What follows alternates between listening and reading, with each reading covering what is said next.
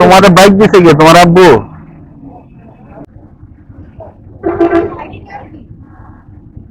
আফা, আফা, আফা।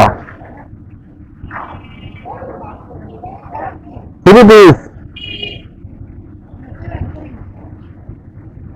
তোমার driving licence আছে? Driving licence আছে? ওরই তো লাইন। তাহলে তোমাদের বাইক দিছে কে? তোমার আব্বু?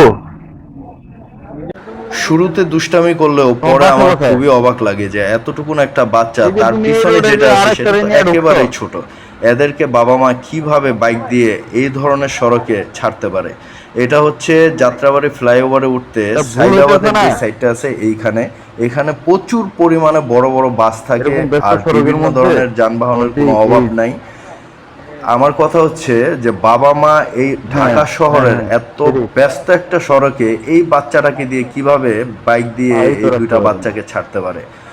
ওকে জিজ্ঞেস করার পরে ও বলল যে ওর বাবাই নাকি ওকে বাইক দিছে। আর বললাম যে তোমাকে পুলিশ ধরে না? ও বললো যে না, পুলিশ আমাকে ধরে না।